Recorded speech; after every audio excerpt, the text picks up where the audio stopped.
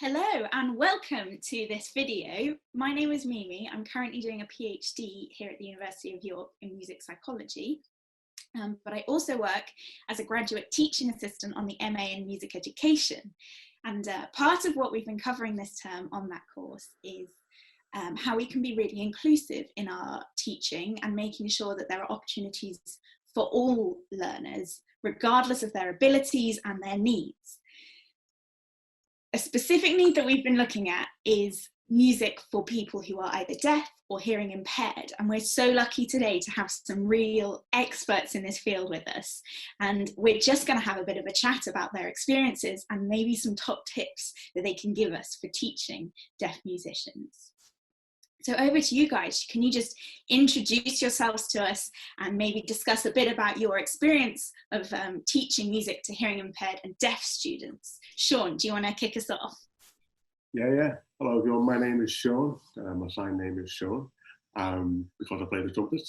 I have a severe to profound hearing loss in both ears. I wear 2 hearing aids. And I work at the moment as a teacher of the deaf, and I lead workshops for deaf children and young people. And hello, I'm Jenny. I'm one of the lecturers at the University of York in the music department, and as well as lecturing at the university, I also manage projects for deaf children and young people to learn music. I run projects in York and in Hull, and as well as managing projects, I also work as a freelance practitioner with the charity Music and the Deaf to deliver workshops and music sessions with children and young people through that charity. Amazing, thank you so much. My first question is, if based on your previous experiences, you could maybe dispel or challenge some misconceptions that people might have about teaching students who are hearing impaired or deaf. Jenny, do you want to go first? Yeah, sure.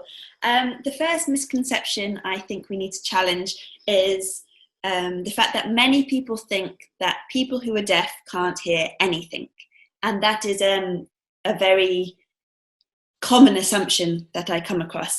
But in fact, people who are deaf may be able to hear some sounds. Deafness is a huge spectrum, so you may be mildly deaf or profoundly deaf or anything in between. And therefore, many deaf people do have access to sound, particularly if they choose to use hearing assistive technologies, such as hearing aids or cochlear implants and so on.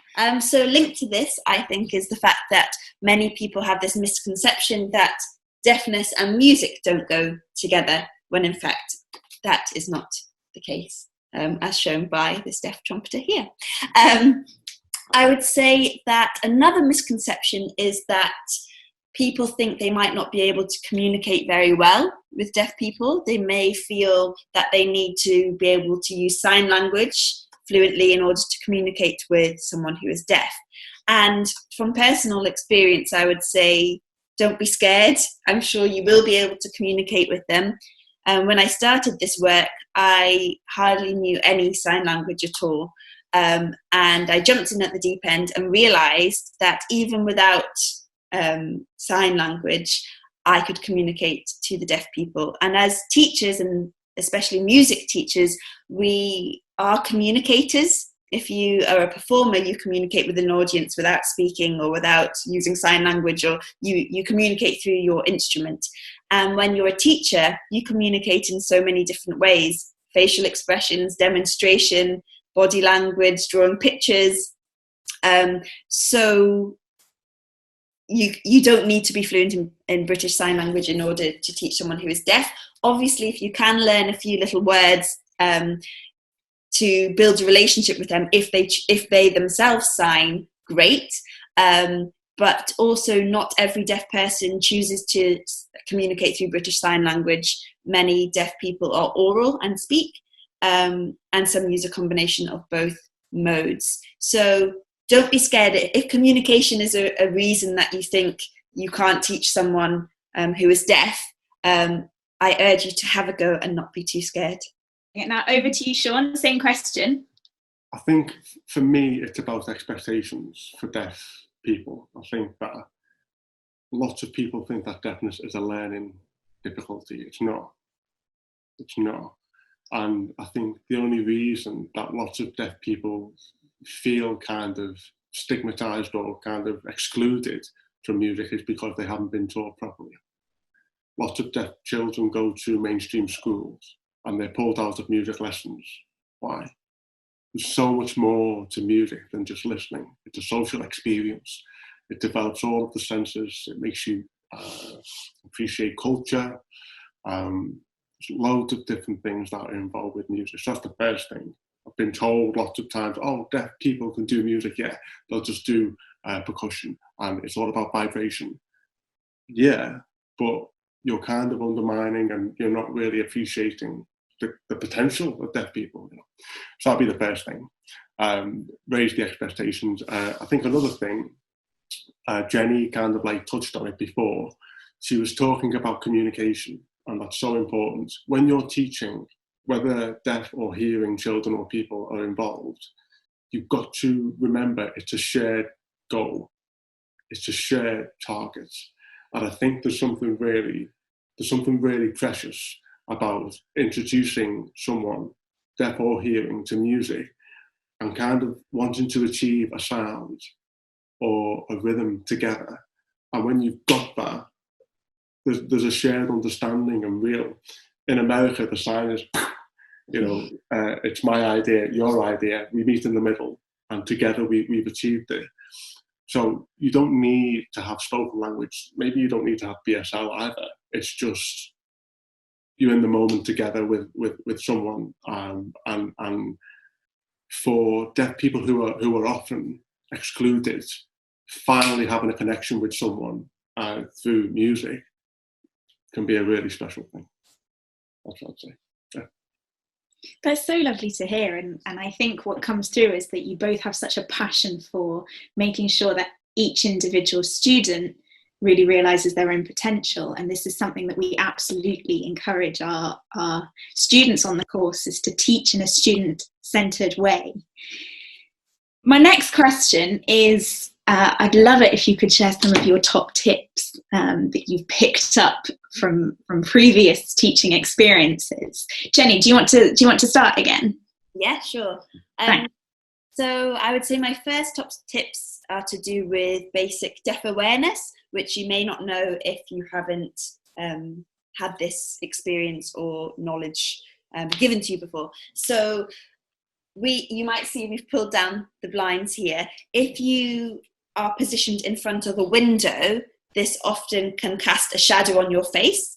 And this means that your mouth is not clearly visible.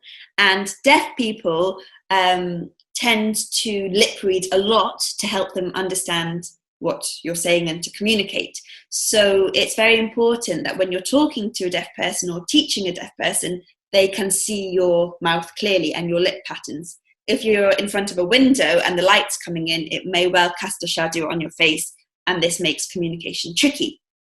Linked to this is the fact that many people cover their mouths when they speak, often without realising it. People often speak like this and so on, and it's a very common thing that we do, but trying to be aware of that, in particular when you're teaching a deaf person, is really important, because it will just put an obstacle there that is not needed when communicating with them. Linked to this is if you're teaching in a group, maybe you're teaching a class of deaf children or a class in which there are some deaf people, you want to think about how you set your room up. So it's linked to thinking about where you position yourself within the room in relation to windows. But I suggest you might like to set up your participants in a horseshoe shape. And again, this is so that they can have access to a lot more visually. And if you sit in rows, people can't always see the faces of other participants in the group, or indeed the facilitator, depending on where they are. Whereas if you're standing in the middle of a horseshoe shape, everyone can have access to everyone's face and indeed the facilitator's face. So there's some kind of basic deaf awareness tips. If you want to get the attention of someone who is deaf, you can't necessarily just shout because they may not hear you. So You may wish to stamp on the floor to create a vibration that way, or bang on the table. Or if you have a large group of people and that might not be effective, you may want to turn the lights on and off. And this will be a visual clue that you want to get their attention. So there are a few deaf awareness tips. And my other main tip for teaching people who are deaf would be, as you said before, be student-centered. All our teaching as music teachers is about taking an individual approach and meeting the individual rather than trying to have a generic approach. And this is exactly the same when you're teaching a deaf person.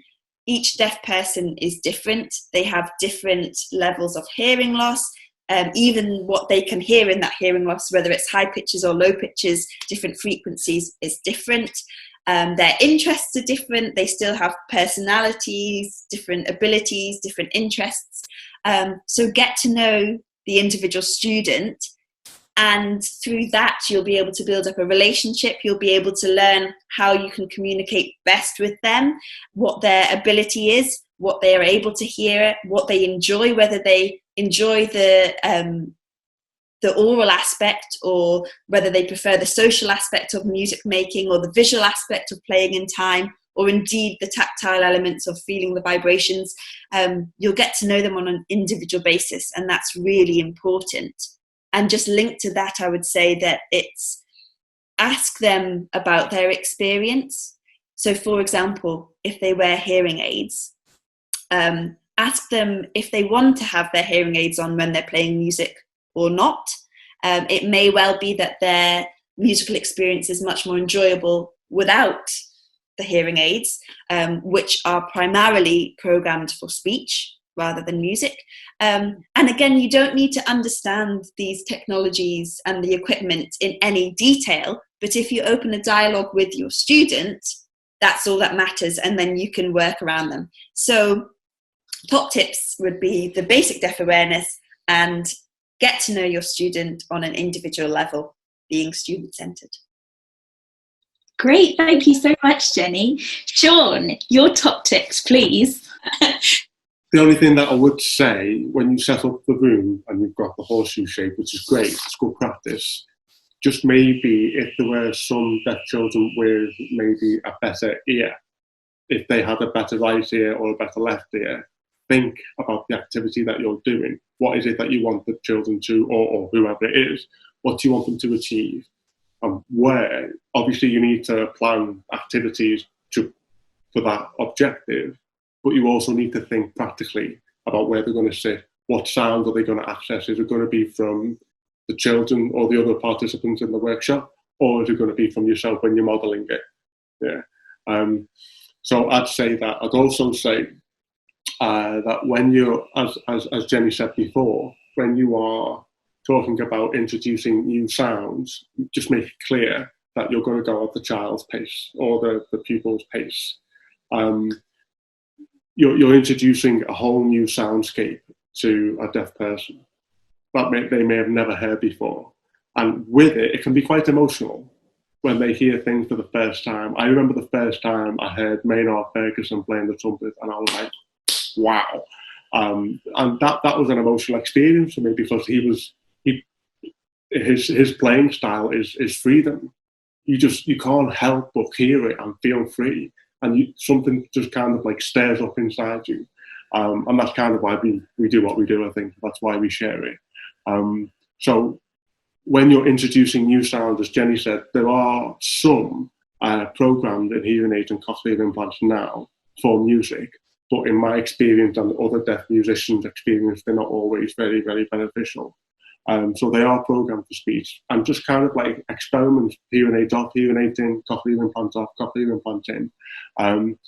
Also, when they're practicing at home, maybe they can go into, as strange as it sounds, go into the bathroom so that the music bounces off the tiles, and so acoustically it just helps them, aids them to get more access to the sound. And just the last one is, if it's not very common today, but there will be some deaf people who come from deaf families who are really involved in the deaf community, and there is a stigma attached to music there. it's gradual, as time's kind of going on, the stigma is being removed. But in my experience of talking to parents and grandparents about music, they hate music because historically, you know, they were withdrawn from music lessons and also they weren't taught properly. Now there is far more research and there's far more awareness, really, of how to teach deaf children and deaf people, but specifically to teach music.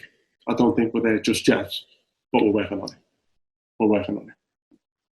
That's a wonderful, hopeful note, and thank you so much for those really valuable insights.